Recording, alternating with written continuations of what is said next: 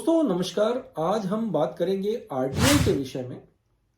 बहुत ही important subject है RTI, जो कि रोजमर्रा की आम जिंदगी में काम आने वाली जानकारी है कि आरटीआई एक्ट क्या है, क्यों इसकी जरूरत पड़ी, कैसे हम इससे लाभ ले सकते हैं, इसको फाइल कैसे किया जा सकता है और क्या क्या बारीकियां आपको ध्यान रखनी है, कैसे आरटीआई लिखी जानी है। तो ये सब विषयों के विषय में आज हम बात करेंगे। तो दोस्तों, आप सभी से अनुरोध है कि वीडियो को स्किप मत कीजिएगा, जिससे कि जानकारी आप तक पूरी पूरी पहुंचे, क्योंकि अधूरी जानकारी सही नहीं होती है और हम कानून का पूरा पूरा लाभ नहीं ले सकते जब भी अधूरी जानकारी हम तक पहुंचती है। तो आइए देखते हैं क्या है राइट टू इंफॉर्मेशन में, कब शुरू हुआ।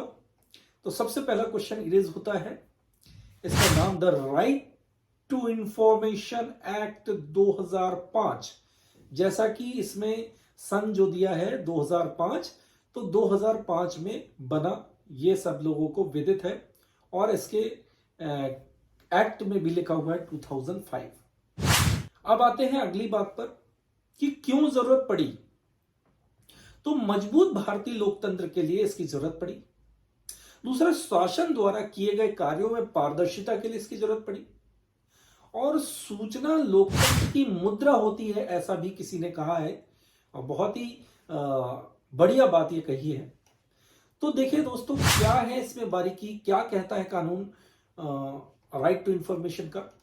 सबसे पहली हम बात करें तो नागरिकों को जानकारी उपलब्ध कराकर सशक्त लोकतंत्र की स्थापना करना इसका उद्देश्य है। दूसरा, सरकार की कार्यशैली में पारदर्शिता और जवाबदेही को सुनिश्चित करना, इसलिए भी आरटीआई को विधेयक में लाया गया और पारित किया गया। उसके बाद तीसरी चीज है भ्रष्टाचार को रोकना।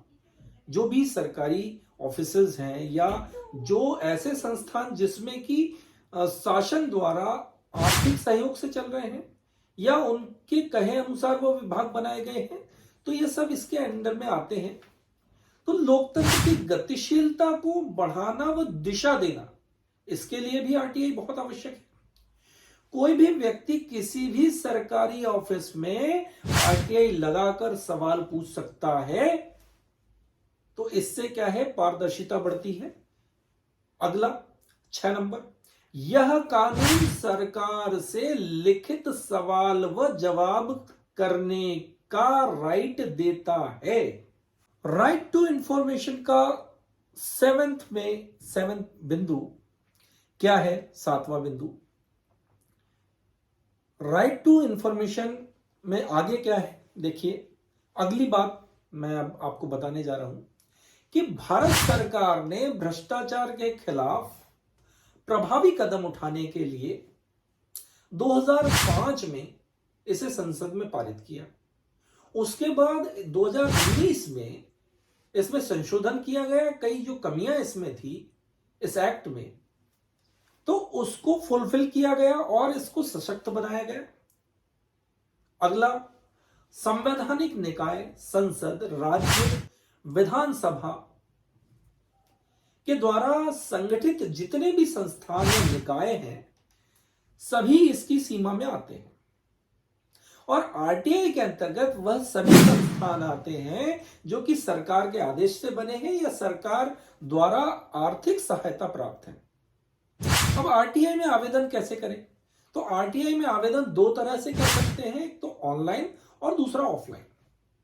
तो जब ऑफलाइन आप आवेदन कर रहे हैं तो इस बात का ध्यान रखिए कि ऑफलाइन आवेदन करते समय जब भी आप आरटीआई कर रहे हैं, सबसे पहले तो एक रफ ड्राफ्ट बनाएं।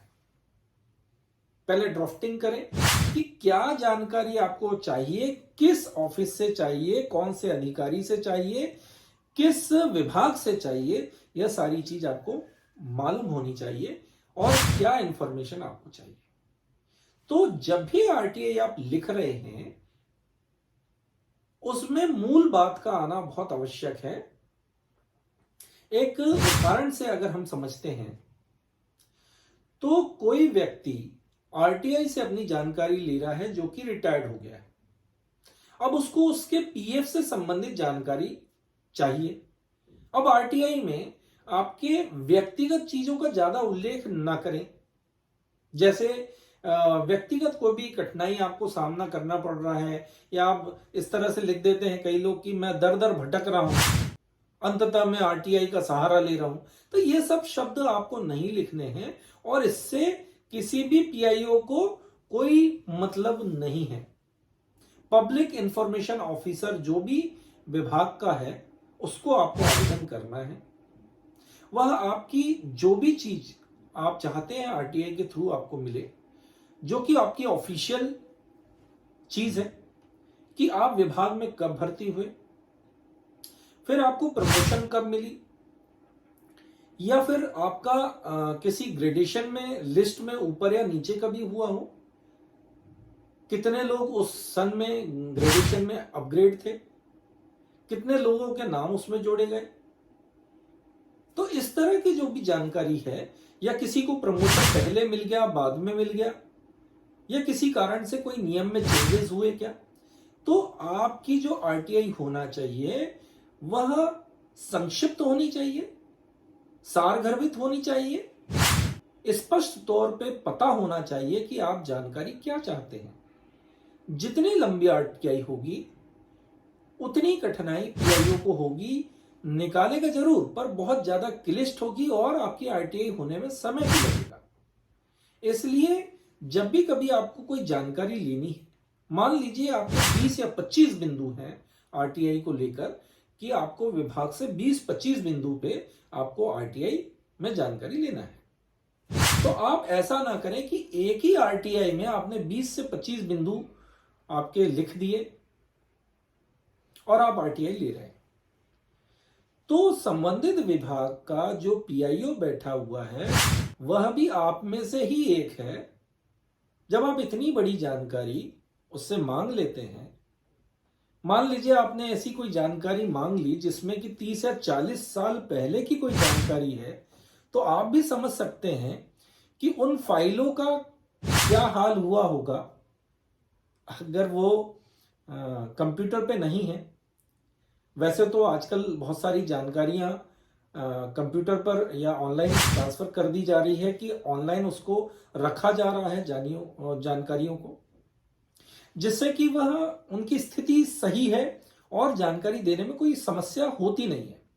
पर कई बार कई जो जानकारी है कई जगह ऑनलाइन नहीं हो पाई है, कई राज्यों में ऑनलाइन जानकारी नहीं हो पाई है, जिसके कारण फिजिकल तौर पे किसी फाइल को या पेजेस में या किसी फाइल में रजिस्टर में जानकारी होती है जो कि बहुत जीर्ण शीर्ण हो जाती है, और जानकारी निकालना बहुत ज्यादा कठिन और क्लिष्ट कार्य हो। तो दोस्तों, जब भी कभी 20 से 25 बिंदु में आपको जानकारी चाहिए आरटीआई की, तो आप एक आरटीआई में 4 से 5 बिंदु ही रखें, जिससे वह समय पर आपको मिल जाएगी। 30 दिन का इसमें समय होता है कि 30 दिन के अंदर अंदर जिस भी विभाग में आपने आरटीआई लगाई है उसकी जवाबदेही सुनिश्चित होती है कि 30 दिन में वह आपको जानकारी मुहैया कराए। और इसको देश में जो सिक्योरिटी और पैरामिलिट्री फोर्सेस हैं या अन्य चीजें जो कि देश की सुरक्षा से रिलेटेड होती है, उनको आरटीआई से बाहर रखा गया है, उनसे आप जानकारी नहीं ले सकते। आपकी व्यक्तिगत जानकारी मिल जाएगी, विभागों की जानकारी उनकी जो आपकी देश की सुरक्षा संप्रभुता से संबंधित नहीं है, वह जानकारी आपको मिल जाएगी, किंतु देश से जुड़ी हुई सुरक्षा व संप्रभुता की जो जानकारी है वह साझा नहीं की जाती आरटीआई में। तो दोस्तों, ऑनलाइन और ऑफलाइन दोनों आप उसको आरटीआई को फाइल कर सकते हैं। जानकारी अगर आपको अच्छी लगी हो तो इसको शेयर जरूर करें, जिससे कि और लोग भी लाभान्वित हो सके। तो आरटीआई कैसे की जाए और कैसे आवेदन करते हैं, आइए समझ लेते हैं इसको। आवेदन आपको, जब भी आप आरटीआई के लिए आवेदन करें तो 10 रुपए का आवेदन शुल्क आपको देना होता है, जो कि पोस्टल ऑर्डर होगा, या फिर आपको डीडी 10 रुपए का आप लगा सकते हैं। अब किसको आवेदन शुल्क लगेगा और किसको नहीं। अगर आप गरीबी रेखा से नीचे हैं, बीपीएल कार्ड धारक हैं, तो आपको आवेदन शुल्क नहीं देना होगा, आरटीआई का जो भी आवेदन शुल्क लगता है।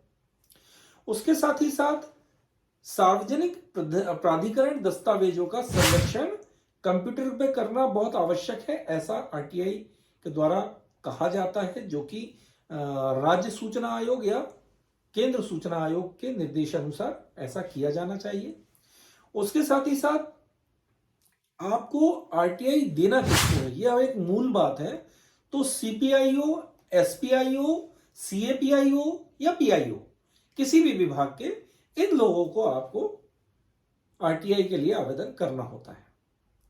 अब सेक्शन 24 सबसेक्शन 1 में जो हमारे देश की सिक्योरिटी या संप्रभुता की जो चीजें हैं उनको इससे बाहर रखा गया है सेक्शन 24 के सबसेक्शन 1 में। उसके बाद इसमें एक बहुत जरूरी चीज है कि आरटीआई द्वारा जो जानकारी आपको मिली है, अगर आप उससे असंतुष्ट हैं तो राज्य व केंद्रीय सूचना आयोग में आप अपील कर सकते हैं और जानकारी को दोबारा आप सुसंगत तरीके से मंगा सकते हैं।